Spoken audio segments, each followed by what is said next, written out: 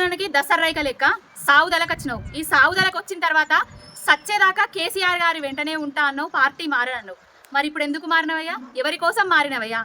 లక్ష్మీపుత్రుడు అని కేసీఆర్ గారు సంబోధించేది నిన్ను. దొంగపుత్రుడు అయ్యి దొంగ సంఖలకు పోయి దొంగ చేత పార్టీ కండువ కప్పించుకున్నా నువ్వు. అసలు నిన్ను చూస్తే ఊసర వెళ్ళి కూడా సిగ్గుపడుతుందయ్యా. రైతు సంక్షేమం కోసం పార్టీ మారినా, రైతు సంక్షేమం కోసం రేవంత్ రెడ్డి చేస్తున్న పద్ధతులు నచ్చి పార్టీ మారుతున్నా అంటున్నావు కదా. రైతు సంక్షేమం కోసం గుంపు మేస్త్రి ప్రభుత్వం ఏం చేసింది? కాంగ్రెస్ వచ్చిన తర్వాత ఇస్తా అన్న ఏమన్నా గ్యారంటీలు ఇచ్చిందా?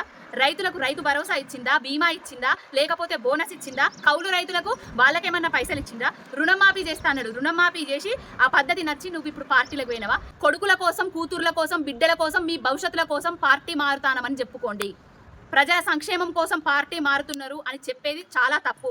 కొంచెమైనా సిగ్గుండాలయ్యా. అధికారం లేకపోతే బతకలేమా? పైసలు లేకపోతే బతకలేమా? అధికార దాహం సావుదలకే గింతుంటే మాలాంటి వాళ్ళము కేసీఆర్ గారిని చూసి, ఉద్యమ స్ఫూర్తిని చూసి, తెలంగాణ అభివృద్ధిని చూసి ఇప్పుడిప్పుడే రాజకీయాలకు వచ్చేటోళ్లకు రాజకీయాలంటేనే విరక్తి కలిగేలా చేస్తున్నారు. ఇది మంచి పద్ధతి కాదయ్యా.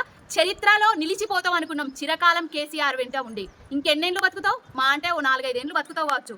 కానీ చరిత్రహీనుడు అనే మూటను కట్టుకొని సావబోతున్నావు. కష్టకాలంలో ఎవడైతే తోడుంటాడో, ఆయనకు అండగా నిలబడతాడో సచ్చేదాకా మర్చిపోడు బిడ్డ. కష్టకాలంలో మీ వెన్నుపోటులను కూడా ఎప్పుడూ మర్చిపోడు. కేసీఆర్ గారు సింగిల్గానే వచ్చిండు, ఉద్యమం చేసిండు, తెలంగాణను తెచ్చిండు. కేసీఆర్ గారు సింగిల్గానే మళ్ళా పార్టీని పూర్వ వైభవం తీసుకొస్తాడు. నీకు దమ్ము ధైర్యం ఉండేది ఉంటే నీకు కేసీఆర్ గారు వేసిన భిక్ష ఎమ్మెల్యే పదవి, ఆ పదవికి రాజీనామా చేసి నువ్వు ఏ పార్టీలో పోతావో. Hi everybody, this is Kiriti Damaraju. Like, share and subscribe to Saira TV. Oh, Saira!